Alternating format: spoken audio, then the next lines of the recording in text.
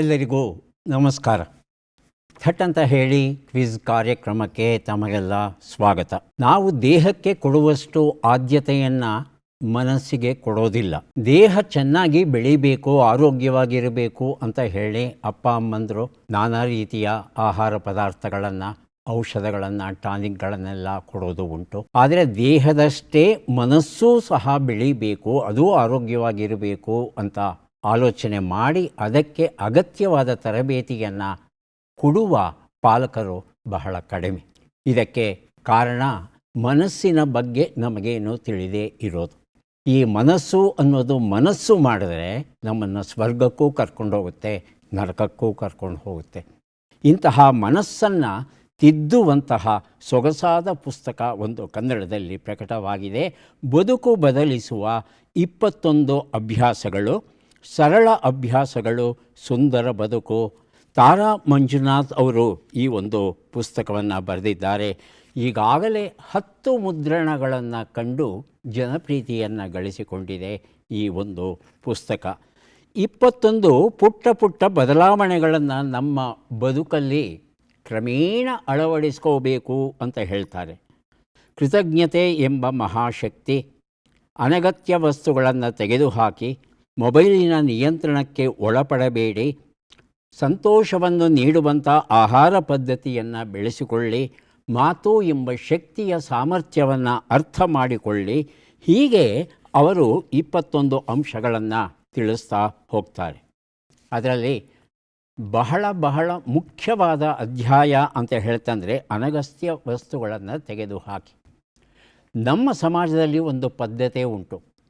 ಉಗಾದಿ ಮತ್ತು ದೀಪಾವಳಿ ಈ ಎರಡೂ ಹಬ್ಬಗಳು ಬರ್ತಾ ಇದೆ ಅನ್ನೋವಾಗ ಹಬ್ಬ ಬರೋದಕ್ಕೆ 1-2 ದಿನಗಳ ಮೊದಲು ಮನೆಯನ್ನೆಲ್ಲ ಅಮೂಲಾಗ್ರವಾಗಿ ಪರೀಕ್ಷೆ ಮಾಡಿ ಬೇಡದ ವಸ್ತುಗಳನ್ನೆಲ್ಲ ತೆಗೆದು ಪಕ್ಕಕ್ಕೆ ಹಾಕ್ತಾರೆ. ಬೇಕಾಗಿರೋ ವಸ್ತುಗಳನ್ನು ಮಾತ್ರ ಇಟ್ಕೋತಾರೆ. ದೀಪಾವಳಿ ಸಂದರ್ಭದಲ್ಲಂತೂ ಬೇಡದ ವಸ್ತುಗಳನ್ನೆಲ್ಲ ಸೇರಿಸಿ ಅದಕ್ಕೆ ಬೆಂಕಿ ಹಚ್ಚುವ ಪದ್ಧತಿಯು ಕೆಲವು ಕಡೆ ಉಂಟು. ಮನೆಯ ವಸ್ತುಗಳಿಗೆ ಹೀಗೆ ಮಾಡಿದ್ವಿ, ಮನದ ವಸ್ತುಗಳಿಗೆ ಎಷ್ಟೆಲ್ಲ ಕಲ್ಮಶಗಳು, ಬೇಡದ ವಿಚಾರಗಳು ನಮ್ಮಲ್ಲಿ ತಿಳ್ಕೊಂಡಿದೆ. ಅದನ್ನು ತೆಗೆದು ಹಾಕ್ತೀವ ನಾವು? ತೆಗೆದು ಹಾಕಿ ಅಂತ ಹೇಳ್ತಾರೆ ತಾರಾ ಮಂಜುನಾಥ್ ಅವರು. ವಾರಕ್ಕೆ 1 ಸಲ ಆದರೂ ನಿಮ್ಮ ಮೊಬೈಲನ್ನು ಪರೀಕ್ಷೆ ಮಾಡಿ ಬೇಡದೇ ಇರತಕ್ಕಂಥ ಅಷ್ಟೂ ಆ್ಯಪ್ಗಳನ್ನಾಗಲಿ, ವಿಡಿಯೋಗಳನ್ನಾಗಲಿ, ಮೆಸೇಜ್ಗಳನ್ನಾಗಲಿ, ಯಾವುದೇ ಆಗಲಿ ಆಗಾಗ ನೀವು ನಿವಾರಿಸ್ತಾ ಇರಬೇಕು ಅಂತ ಹೇಳ್ತಾರೆ. ಹಾಗಾಗಿ ಬದುಕು ಬದಲಿಸುವ 21 ಅಭ್ಯಾಸಗಳ ಈ ಪುಟ್ಟ ಪುಸ್ತಕ ನಿಜಕ್ಕೂ ನಿಮ್ಮ ಬದುಕಲ್ಲಿ ಒಂದು ದೊಡ್ಡ ಬದಲಾವಣೆಯನ್ನು ತರಬಲ್ಲಂಥ ಎಲ್ಲ ಗುಟ್ಟುಗಳನ್ನು ಹೇಳಿಕೊಡುತ್ತೆ. ಒಮ್ಮೆ ದಯವಿಟ್ಟು ಓದಿ ನೋಡಿ. ಕಾರ್ಯಕ್ರಮವನ್ನು ಆರಂಭಿಸ್ತಾ ಇದ್ದೇವೆ. ಸ್ಪರ್ಧಿಗಳ ಪರಿಚಯ. ಮೊದಲ ಸ್ಪರ್ಧಿ. ಎಲ್ಲರಿಗೂ ನಮಸ್ಕಾರ. ನನ್ನ ಹೆಸರು ಅಶ್ವಿನಿ ಕಾಮತ್. ನಾನು ಬೆಂಗಳೂರಿನ ನಿವಾಸಿ. ನಾನು ಖಾಸಗಿ ಕಂಪನಿಯಲ್ಲಿ ಕೆಲಸ ಮಾಡುತ್ತಿದ್ದೇನೆ. ನನ್ನ ಹವ್ಯಾಸಗಳು ಚೆಸ್ ಆಡುವುದು ಮತ್ತು ಪುಸ್ತಕ ಓದುವುದು.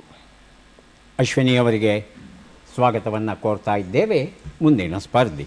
ಎಲ್ಲರಿಗೂ ನಮಸ್ಕಾರಗಳು. ನನ್ನ ಹೆಸರು KS ಮಂಜುನಾಥ್ ಶರ್ಮಾ. ನಾನು ಮೈಸೂರು ಜಿಲ್ಲೆಯ ಕೃಷ್ಣರಾಜನಗರದಿಂದ ಬಂದಿದ್ದೇನೆ. ನನ್ನ ಹವ್ಯಾಸಗಳು ಥಟ್ಟಂತ ಹೇಳಿ ಕಾರ್ಯಕ್ರಮವನ್ನು ತಪ್ಪದೇ ವೀಕ್ಷಿಸುವುದು ಹಾಗೂ ರೈತರು ಹಾಗೂ ಯೋಧರ ಅಭಿಮಾನಿ ನಾನು.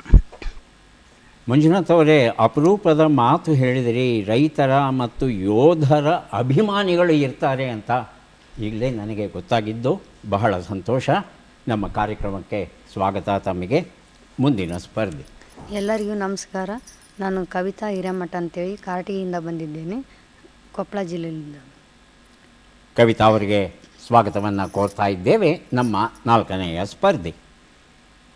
ನಮಸ್ಕಾರ. ನನ್ನ ಹೆಸರು ರತ್ನಪ್ರಭಾ ಎಸ್. ನಾನು ಆರೋಗ್ಯ ಮತ್ತು ಕುಟುಂಬ ಕಲ್ಯಾಣ ಇಲಾಖೆಯಲ್ಲಿ ಸಹಾಯಕ ಆಡಳಿತಾಧಿಕಾರಿಯಾಗಿ ಕರ್ತವ್ಯದಲ್ಲಿದ್ದೇನೆ. ನನ್ನ ನಿವಾಸ ಸ್ಥಳ ಬೆಂಗಳೂರನ್ನೇ ಆಗಿದ್ದು, ನನ್ನ ಹವ್ಯಾಸಗಳು ಹೊಸ ಭಾಷೆ ಕಲಿಯೋದು, ಪುಸ್ತಕಗಳನ್ನು ಓದೋದು ಮತ್ತು ಸಂಗೀತವನ್ನು ಆಲಿಸೋದು.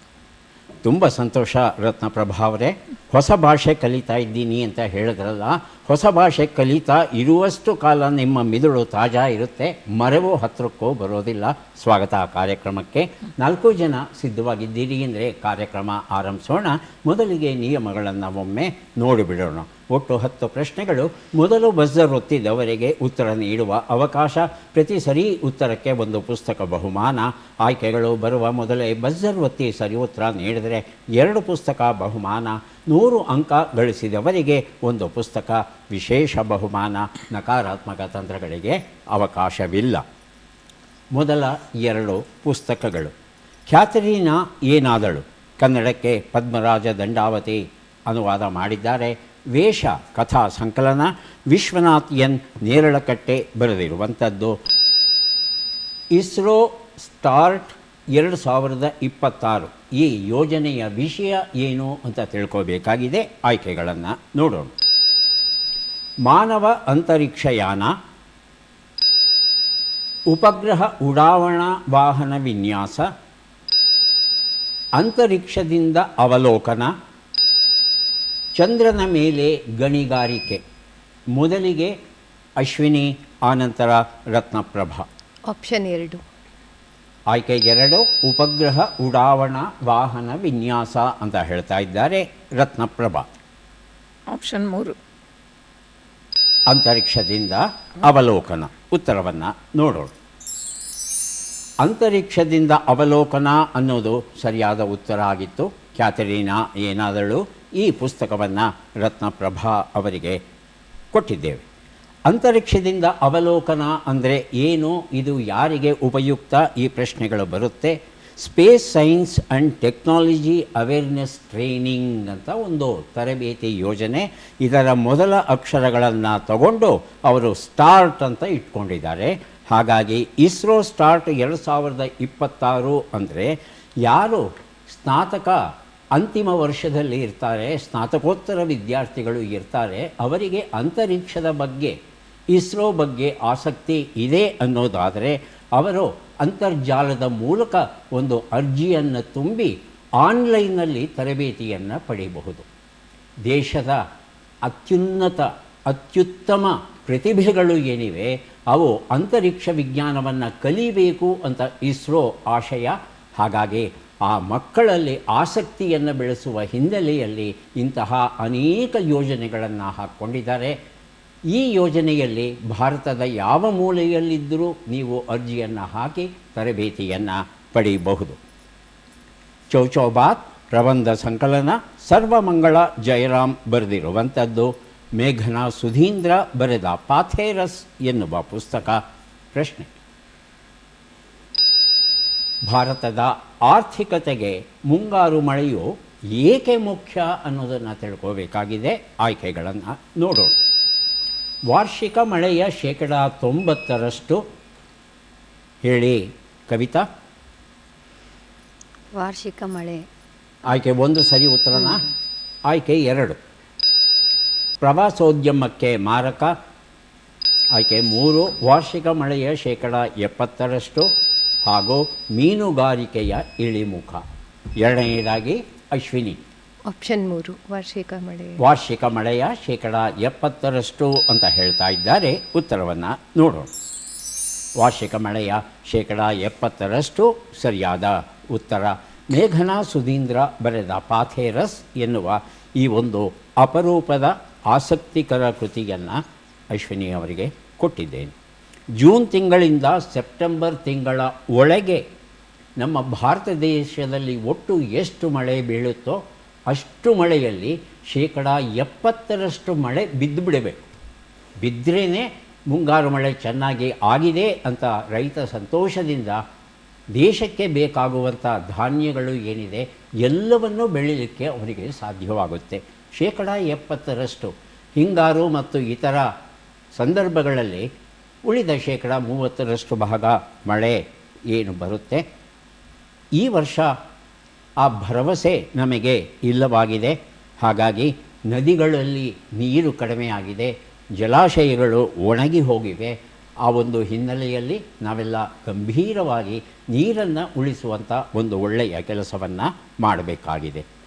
ಜೋಗಿ ಮಗಳಿಗೆ ಬರೆಯದ ಅಥವಾ ಬರೆದ ಪತ್ರಗಳ ಕೃತಿ ಬಯಕೆಯ ಬಲೆಯಲ್ಲಿ ಎನ್ನುವ ಉಷಾ ನವರತ್ನರಾಮ್ ಅವರ ಕಾದಂಬರಿ ನಮ್ಮ ಪ್ರಶ್ನೆ ಈಗ ಬಂತು. ಮಂಡ್ಯ ಜಿಲ್ಲೆಯ ಸರ್ಕಾರಿ ಶಾಲೆಗಳು 2026ರ SSLC ಫಲಿತಾಂಶದಲ್ಲಿ ಏಕೆ ಸುದ್ದಿಯಲ್ಲಿದ್ದವು? ಆಯ್ಕೆಗಳನ್ನು ನೋಡೋಣ. ಯಾರೂ ಪರೀಕ್ಷೆಯನ್ನು ಬರೆಯಲಿಲ್ಲ. ಪರೀಕ್ಷೆಗಳು ರದ್ದು ಮಾಡಲ್ಪಟ್ಟವು.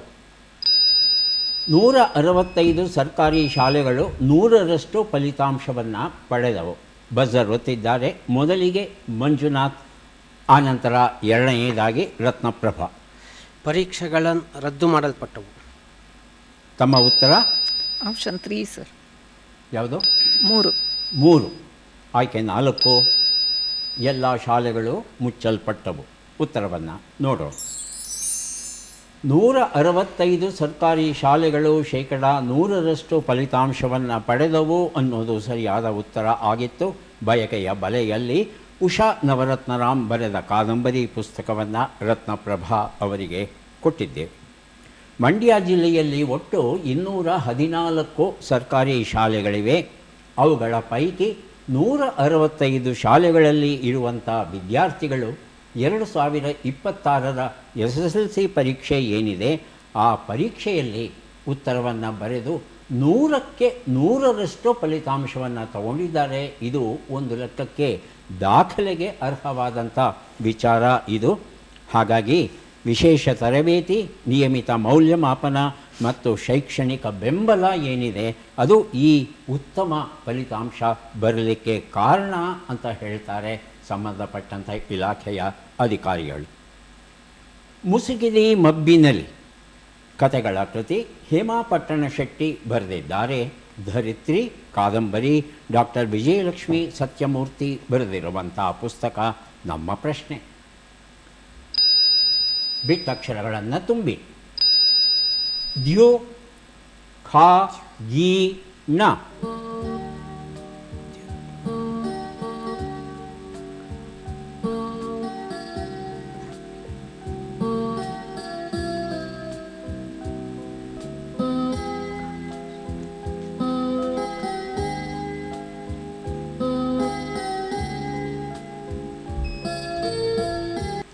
ಹೇಳಿ ಅಶ್ವಿನಿ. ವಿದ್ಯುತ್. ಹೇಳಿ ಸರಿಗಿದೆ ಹೇಳಿ.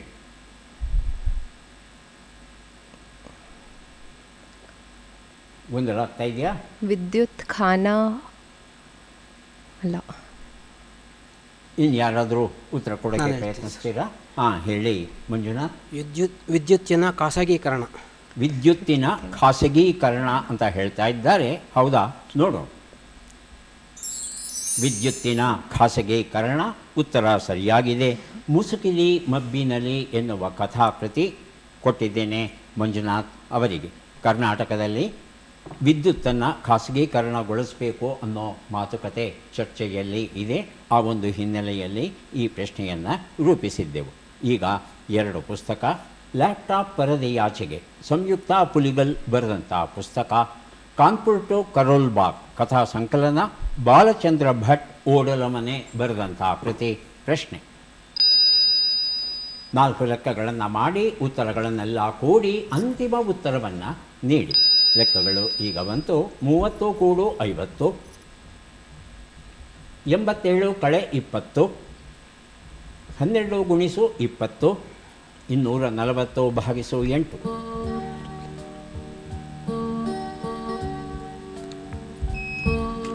ಬಜರ್ ಆಗಲೇ ಒತ್ತಿದ್ದಾರೆ ಅಶ್ವಿನಿ. ಅಂತಿಮ ಉತ್ತರ 417 ಅಂತ ಹೇಳ್ತಾ ಇದ್ದಾರೆ. ಇನ್ನು ಯಾರಾದರೂ ಲೆಕ್ಕವನ್ನು ಪೂರ್ಣಗೊಳಿಸಿದರೆ ಬಜರ್ ಒತ್ತಿ ಉತ್ತರ ಕೊಡಿ. ಇಲ್ಲಾಂದರೆ ಅಶ್ವಿನಿ ಕೊಟ್ಟಂಥ ಉತ್ತರವ ಸರಿ ಅಂತ ನೋಡೋಣ. ರತ್ನಪ್ರಭಾ. 417. ಅದೇ ಉತ್ತರವನ್ನು ನೋಡೋಣ. ಒಂದು ಉತ್ತರ 80, 67, 240, 30 ಎಲ್ಲವನ್ನು ಕೂಡಿದ್ರೆ 417 ಬಂದಿದೆ. ಈ ಉತ್ತರವನ್ನು ಮೊದಲು ಕೊಟ್ಟವರು ಅಶ್ವಿನಿ. ಲ್ಯಾಪ್ಟಾಪ್ ಪರದೆಯಾಚೆಗೆ ಈ ಪುಸ್ತಕವನ್ನು ಕೊಟ್ಟಿದ್ದೇನೆ. ಕಾನ್ಪುರ್ ಟು ಕರೋಲ್ಬಾಗ್ ಎನ್ನುವ ಕಥಾಕೃತಿಯನ್ನು ರತ್ನಪ್ರಭಾ ಅವರಿಗೆ ಕೊಟ್ಟಿದ್ದೇವೆ.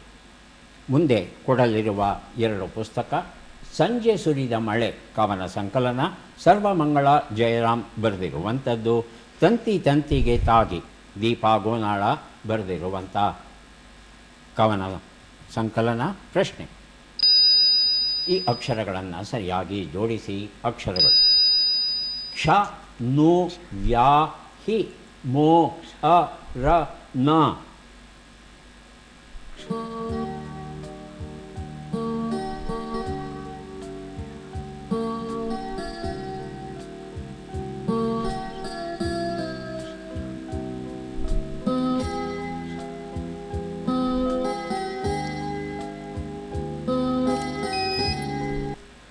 ರತ್ನಪ್ರಭಾ: ನಾನು ಅಕ್ಷರ ವ್ಯಾಮೋಹಿ. ನಾನು ಅಕ್ಷರ ವ್ಯಾಮೋಹಿ. ವ್ಯಾಮೋಹಿ. ಅಶ್ವಿನಿ: ಅದೇ ಉತ್ತರ. ಅದೇ ಉತ್ತರ ನಾನು ಅಕ್ಷರ. ಅಂತ ಹೇಳ್ತಾ ಇದ್ದಾರೆ. ಉತ್ತರವನ್ನು ನೋಡು. ನಾನು ಅಕ್ಷರ ವ್ಯಾಮೋಹಿ. ಉತ್ತರ ಸರಿಯಾಗಿದೆ. ರತ್ನಪ್ರಭಾ ಅವರಿಗೆ ತಂತಿ ತಂತಿಗೆ ತಾಗಿ ಈ ಪುಸ್ತಕ, ಸಂಜೆ ಸುರಿದ ಮಳೆ ಎನ್ನುವ ಪುಸ್ತಕ ಅಶ್ವಿನಿ ಅವರಿಗೆ ಕೊಟ್ಟಿದ್ದೇವೆ. ಈ ರೀತಿ ಅಕ್ಷರ ವ್ಯಾಮೋಹವನ್ನು ಬೆಳೆಸಿಕೊಳ್ಳುವವರ ಸಂಖ್ಯೆ ಕ್ರಮೇಣ ಕಡಿಮೆಯಾಗ್ತಾ ಇರೋದು ಸ್ವಲ್ಪ ಬೇಸರದ ಸಂಗತಿ. ಮಕ್ಕಳಿಗೆ ಓದುವ ಹವ್ಯಾಸವನ್ನು ರೂಪಿಸಬೇಕಾದದ್ದು ಹೆತ್ತವರ ಕರ್ತವ್ಯ ಆಗಿದೆ. ಈಗ 2 ಪುಸ್ತಕ ಕಣ್ತೆರೆಸಿತು. ಸಣ್ಣ ಕಥೆಗಳು, ಮಸು ಸುಲೋಚನಾ ಬರೆದಿರುವಂಥದ್ದು. ಪಿಸು ಮಾತು, ಲಲಿತ ಪ್ರಬಂಧಗಳು, ಸರ್ವಮಂಗಳ ಜಯರಾಮ್ ಬರೆದಿರುವಂಥದ್ದು. ಪ್ರಶ್ನೆ: ಈ ಚಿತ್ರದಲ್ಲಿರುವ ಫುಟ್ಬಾಲ್ ದಂತಕಥೆಯನ್ನು ಗುರುತಿಸಿ. ಚಿತ್ರವನ್ನು ನೋಡು.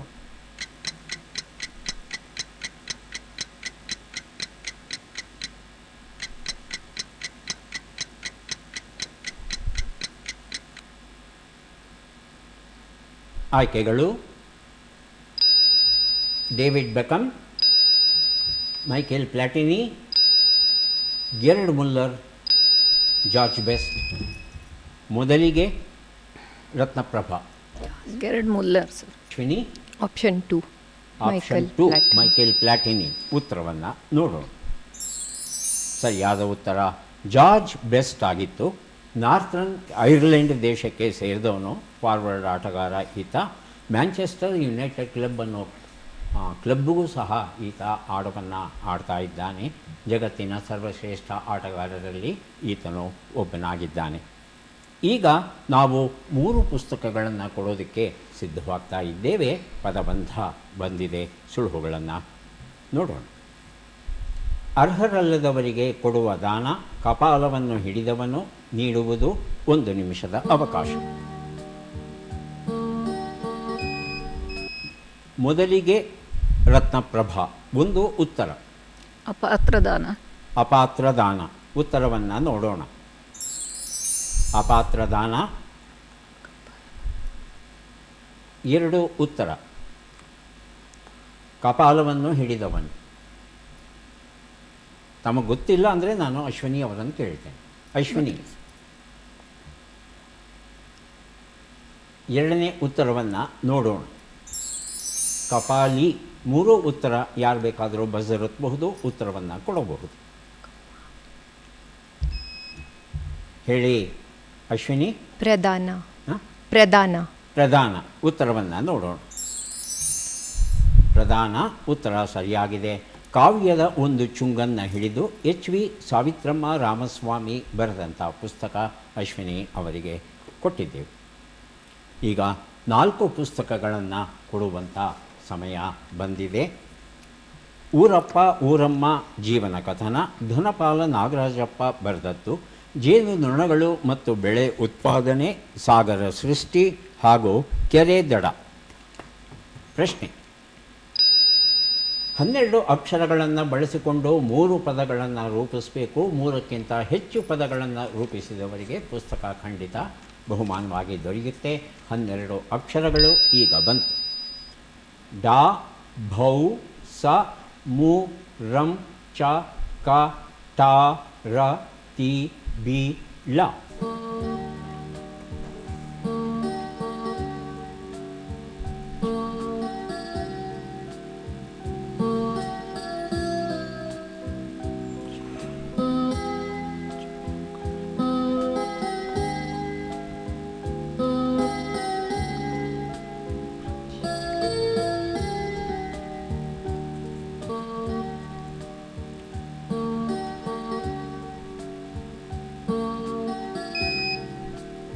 ಹೇಳಿ ರತ್ನಪ್ರಭಾ. ಚರಕ. ಅಲ್ಲ, ಒಂದು ಕಡೆಯಿಂದ ಬಂದ್ಬಿಡೋಣ. ಸರ್. ಒಂದು ಕಡೆಯಿಂದ ಅಶ್ವಿನಿಯವರೇ ಹೇಳ್ತೀರಾ? ಚರಕ. ಚರಕ.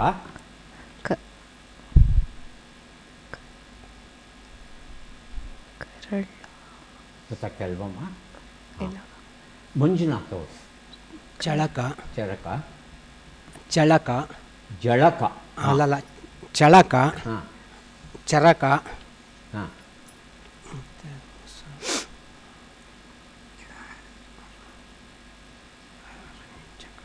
ಕವಿತಾ ಚಕ್ರ. ಗೊತ್ತಾಗ್ತಾ ಇಲ್ವಮ್ಮ? ಹಾಂ ಹೇಳಿ ರತ್ನಪ್ರಭಾ. ಚರಕ, ಹಾಂ ಭೌತಿಕ, ಹಾಂ. ಎರಡೇನಾ? ಉತ್ತರಗಳನ್ನು ನೋಡೋಣ. ಮುಠಾಳ, ಭೌತಿಕ, ಚರಕ, ಬಿಡಾರಂ, ಸರತಿ, ಹೀಗೆ ಹುಡುಕ್ತಾ ಹೋಗಬಹುದು ಶಬ್ದಗಳನ್ನು. ಈಗ ಬಂದಿದ್ದೇವೆ ಕಾರ್ಯಕ್ರಮದ ಕೊನೆಯ ಘಟ್ಟಕ್ಕೆ. ಚಟ್ಪಟ್ ಚಿನ್ಕುರಳಿ. 10 ಪ್ರಶ್ನೆಗಳಿರುತ್ತವೆ. ಮೊದಲು ಬಜರ್ ಒತ್ತಿದವರಿಗೆ ಉತ್ತರ ಕೊಡುವ ಅವಕಾಶ. ದಯವಿಟ್ಟು ಆಯ್ಕೆಗಳು ಬಂದ ಮೇಲೆ ಬಜರ್ ಒತ್ತಿ ಉತ್ತರವನ್ನು ಕೊಡಿ. ಇದು ನಮ್ಮ ಪ್ರಾರ್ಥನೆ. ಮೊದಲ ಪ್ರಶ್ನೆ. ದೇವಸ್ಥಾನದಲ್ಲಿ ಗರ್ಭಗುಡಿಯ ಪ್ರಾಮುಖ್ಯತೆ ಏನು? ಆಯ್ಕೆಗಳನ್ನು ನೋಡೋಣ. ಮೂಲ ಮೂರ್ತಿ ಇರುವ ಪವಿತ್ರ ಸ್ಥಳ, ಉತ್ಸವ ಮೂರ್ತಿ ಇರುವ ಪವಿತ್ರ ಸ್ಥಳ. ಮೊದಲಿಗೆ ಅಶ್ವಿನಿ. ಮೂಲ ಮೂರ್ತಿ ಇರುವ ಪವಿತ್ರ ಸ್ಥಳ. ಉತ್ತರವನ್ನು ನೋಡೋಣ.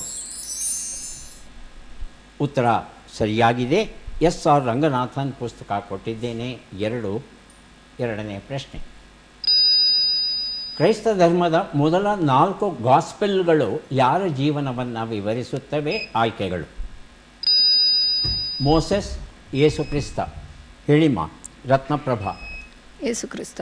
ಯೇಸು ಕ್ರಿಸ್ತ. ಉತ್ತರವನ್ನು ನೋಡೋಣ. ಯೇಸು ಕ್ರಿಸ್ತ ಸರಿಯಾಗಿದೆ. ಎಚ್ ಕೆ ರಂಗನಾಥ್ ಈ ಪುಸ್ತಕ ಕೊಟ್ಟಿದ್ದೇನೆ. ಮುಂದಿನ ಪ್ರಶ್ನೆ. ಇಸ್ಲಾಂನಲ್ಲಿ ಉಮ್ಮಾ ಪದದ ಅರ್ಥ ಏನು? ಆಯ್ಕೆಗಳು. ವಿಶ್ವ ಮುಸ್ಲಿಂ ಸಮುದಾಯ ಒಂದು ಪರ್ವತ. ವಿಶ್ವ ಮುಸ್ಲಿಂ ಸಮುದಾಯ. ವಿಶ್ವ ಮುಸ್ಲಿಂ ಸಮುದಾಯ ಅಂತ ಹೇಳ್ತಾ ಇದ್ದಾರೆ. ಉತ್ತರವನ್ನು ನೋಡೋಣ. ಉತ್ತರ ಸರಿಯಾಗಿದೆ. ಪುಸ್ತಕವನ್ನು ಕೊಟ್ಟಿದ್ದೇನೆ. ಬೌದ್ಧ ಧರ್ಮವು ಜಗತ್ತಿನಲ್ಲಿ ಎಷ್ಟನೆಯ ದೊಡ್ಡ ಧರ್ಮವಾಗಿದೆ? ಅಶ್ವಿನಿ. 4ನೆಯ ದೊಡ್ಡದು. 4ನೆಯ ಧರ್ಮ. ಆಯ್ಕೆಗಳನ್ನು ನೋಡೋಣ. 3ನೆಯ ದೊಡ್ಡ ಧರ್ಮ, 4ನೆಯ ದೊಡ್ಡ ಧರ್ಮ. ಉತ್ತರ ಸರಿಯಾಗಿದೆ. ಮುಂದಿನ ಪ್ರಶ್ನೆ. ಜಗತ್ತಿನಲ್ಲಿ ಸುಮಾರು ಎಷ್ಟು ಜೈನರಿದ್ದಾರೆ ಎನ್ನಲಾಗಿದೆ? ಆಯ್ಕೆಗಳು. ಹೇಳಿ ಸರ್. ಮಂಜುನಾಥ್. ಕ್ಷಮಿಸಿ ತಪ್ಪಾಗಿದೆ ಅಂದರೆ. ಹಾಂ. ಆಯ್ಕೆಗಳು. 10 ರಿಂದ 12 ದಶಲಕ್ಷ, 4 ರಿಂದ 5 ದಶಲಕ್ಷ. ಯಾರಿಗೂ ಅವಕಾಶ ಇಲ್ಲ. ಉತ್ತರವನ್ನು ನೋಡೋಣ. 4 ರಿಂದ 5 ದಶಲಕ್ಷ ಸರಿಯಾದ ಉತ್ತರ ಆಗಿತ್ತು. ಮುಂದಿನ ಪ್ರಶ್ನೆ. ಖಗೋಳ ವಿಜ್ಞಾನದ ವ್ಯಾಪ್ತಿ ಏನು? ಆಯ್ಕೆಗಳನ್ನು ನೋಡೋಣ. ಭೂಮಿಯನ್ನೊಳಗೊಂಡ ಬ್ರಹ್ಮಾಂಡ ಅಧ್ಯಯನ, ಭೂ ವಾತಾವರಣದ ಹೊರಗಿನ ಬ್ರಹ್ಮಾಂಡ ಅಧ್ಯಯನ. ಮೊದಲಿಗೆ ಅಶ್ವಿನಿ. ಎರಡನೇದು. ಉತ್ತರವನ್ನು ನೋಡೋಣ. ಭೂ ವಾತಾವರಣದ ಹೊರಗಿನ ಬ್ರಹ್ಮಾಂಡ ಅಧ್ಯಯನ ಸರಿಯಾಗಿದೆ. ಗೌರೀಶ್ ಕಾಯ್ಕಿಣಿ ಪುಸ್ತಕ ಕೊಟ್ಟಿದ್ದೇನೆ. ಮುಂದಿನ ಪ್ರಶ್ನೆ. ವಲಸೆ ಪಕ್ಷಿಗಳು ದಾರಿ ಹುಡುಕಲು ಯಾವ ಅಂಶಗಳನ್ನು ಬಳಸಬಹುದು? ಆಯ್ಕೆಗಳು. ಸೂರ್ಯ, ನಕ್ಷತ್ರ, ಗುರುತ್ವಾಕರ್ಷಣೆ, ಗಿಡ, ಬೆಟ್ಟ, ಪರ್ವತ, ನದಿ, ಸಮುದ್ರ. ಮೊದಲಿಗೆ ಮಂಜುನಾಥ್. ಗಿಡ, ಬೆಟ್ಟ, ಪರ್ವತ, ನದಿ, ಸಮುದ್ರ. ಉತ್ತರ. ಸೂರ್ಯ, ನಕ್ಷತ್ರ, ಗುರುತ್ವಾಕರ್ಷಣೆ ಪ್ರಧಾನವಾಗಿ ಬಳಸುತ್ತೇವೆ. ಉಳಿದವನ್ನು ಬಳಸಬಹುದು, ಇಲ್ಲ ಅಂತಲ್ಲ. ಆದರೆ ಮುಖ್ಯವಾಗಿ ಸೂರ್ಯ, ನಕ್ಷತ್ರ, ಚಂದ್ರ, ಗುರುತ್ವಾಕರ್ಷಣೆ ಅವುಗಳಿಗೆ ದಾರಿ ತೋರಿಸುತ್ತೆ. ಮುಂದಿನ ಪ್ರಶ್ನೆ, ಪರ್ವತ ಎಂದು ಕರೆಯಬೇಕಾದರೆ ಅದು ಎಷ್ಟು ಎತ್ತರ ಇರಬೇಕು? ಕನಿಷ್ಠ ಎತ್ತರ. ಆಯ್ಕೆಗಳನ್ನು ನೋಡೋಣ. 5,000 ಅಡಿಗಳಿಗಿಂತಲೂ ಎತ್ತರ, 2,000 ಅಡಿಗಳಿಗಿಂತಲೂ ಎತ್ತರ. ಮೊದಲಿಗೆ ರತ್ನಪ್ರಭಾ 5,000 ಅಡಿ. 5,000 ಅಡಿ. 5,000 ಅಂತ ಹೇಳ್ತಾ ಇದ್ದಾರೆ. ಉತ್ತರವನ್ನು ನೋಡೋಣ. 2,610 ಮೀಟರ್ ಇರಬೇಕಾಗಿತ್ತು. ಮುಂದಿನ ಪ್ರಶ್ನೆ, ಬಾಲಿವುಡ್ ಭಾರತದ ಯಾವ ನಗರೀಯ ಸಿನಿಮಾದ ಉದ್ಯಮವನ್ನು ಸೂಚಿಸುತ್ತದೆ? ಆಯ್ಕೆಗಳು ಅನ್ನೋಷ್ಟರಲ್ಲಿ ಅಶ್ವಿನಿ ಬಜರ್ ಒತ್ತಿದ್ದಾರೆ. ಮುಂಬೈ. ಮುಂಬೈ. ಮುಂಬೈ. ಆಯ್ಕೆಗಳು ಚೆನ್ನೈ, ಮುಂಬೈ. ಮುಂಬೈ ಉತ್ತರ ಸರಿಯಾಗಿದೆ. ಪುಸ್ತಕ ಕೊಟ್ಟಿದ್ದೇನೆ. ಮುಂದಿನ ಪ್ರಶ್ನೆ, ಒಂದು ಫಿಫಾ ವಿಶ್ವಕಪ್ ಫುಟ್ಬಾಲ್ ಸ್ಪರ್ಧೆಯಲ್ಲಿ 13 ಗೋಲು ಹೊಡೆದು ಯಾರು ವಿಶ್ವ ದಾಖಲೆಯನ್ನು ಮಾಡಿದ್ದಾರೆ? ಆಯ್ಕೆಗಳನ್ನು ನೋಡೋಣ. Just Fontaine, Diego Maradona. ಮೊದಲಿಗೆ ಮಂಜುನಾಥ್. ಜಸ್ಟ್ ಫಾಂಟೈನ್. ಫಾಂಟೈನ್ ಅಂತ ಹೇಳ್ತಾ ಇದ್ದಾರೆ. ಉತ್ತರವನ್ನು ನೋಡೋಣ. ಜಸ್ಟ್ ಫಾಂಟೈನ್ ಉತ್ತರ ಸರಿಯಾಗಿದೆ. ಯಾರಿಗೆ ಎಷ್ಟು ಪುಸ್ತಕಗಳು ಬಂದಿವೆ ಅದನ್ನು ನೋಡುವ ಕ್ಷಣ ಈಗ ಬಂತು. ಅಶ್ವಿನಿ ಕಾಮತ್ ಅವರಿಗೆ 8 ಪುಸ್ತಕಗಳನ್ನು ಕೊಡ್ತಾ ಇದ್ದೇವೆ. ದಯವಿಟ್ಟು ಸ್ವೀಕರಿಸಿ. ಅಭಿನಂದನೆಗಳು. ಮಂಜುನಾಥ ಶರ್ಮಾ ಅವರಿಗೆ 2 ಪುಸ್ತಕಗಳು ದೊರೆಯುತ್ತಾ ಇವೆ. ದಯವಿಟ್ಟು ಸ್ವೀಕರಿಸಿ. ಧನ್ಯವಾದಗಳು. ಕವಿತಾ ಅವರಿಗೆ ಜೇನು ನೊಣಗಳು ಮತ್ತು ಬೆಳೆ ಉತ್ಪಾದನೆ ಎನ್ನುವ ಪುಸ್ತಕ. ಅಭಿನಂದನೆಗಳು. ರತ್ನಪ್ರಭಾ ಅವರಿಗೆ 6 ಪುಸ್ತಕಗಳು ದೊರೆಯುತ್ತಾ ಇವೆ. ಸ್ವೀಕರಿಸಿ. ಅಭಿನಂದನೆಗಳು. ಜಗತ್ತಿನ ಸಾರ್ವಕಾಲಿಕ ಶ್ರೇಷ್ಠ ಪುಸ್ತಕಗಳ 100 ಪುಸ್ತಕಗಳ ಪಟ್ಟಿಯನ್ನು ಮಾಡ್ತು ಅಂದರೆ ಅದರಲ್ಲಿ ಚೀನಾ ದೇಶದ ಲಾವೋ ತ್ಸೆ ಅವರು ಬರೆದಂಥ ತಾವೋ ಟೆ ಚಿಂಗ್ ಎನ್ನುವ ಒಂದು ಪುಸ್ತಕ ಸ್ಥಾನವನ್ನು ಪಡೆಯುತ್ತಂತೆ. ಈ ಒಂದು ಪುಸ್ತಕ ನಮಗೆ ಸರಳತೆಯನ್ನು, ಸಮತೋಲನೆಯನ್ನು, ಮೌನವನ್ನು, ಆತ್ಮನಿಗ್ರಹವನ್ನು ಹಾಗೂ ಪ್ರಕೃತಿಯ ಜೊತೆ ಹೊಂದಿಕೊಂಡು ನೀವು ನಡ್ಕೊಂಡು ಹೋಯಿತು ಅಂದರೆ ಜೀವನದಲ್ಲಿ ಸಂತೋಷವಾಗ್ತೀರಿ ಅನ್ನೋ ಅಮೂಲ್ಯವಾದ ಒಂದು ಪಾಠವನ್ನು ನಮಗೆ ಹೇಳಿಕೊಡುತ್ತೆ. ಚೀನಾ ದೇಶದ ಮಹಾನ್ ತತ್ವಜ್ಞಾನಿ ಈತ. ತಾವೋ ಅಂತಕ್ಕಂಥ ಧರ್ಮವನ್ನು ಆರಂಭಿಸ್ತವನು. ತಾವೋ ಅಂತ ಹೇಳ್ತಂದರೆ ಮಾರ್ಗ, ಪ್ರಕೃತಿಯ ಜೊತೆ ನಡೆಯೋದು ಅನ್ನೋ ಅರ್ಥ ಬರುತ್ತೆ. ಮತ್ತೆ ಭೇಟಿಯಾಗೋಣ. ನಮಸ್ಕಾರ.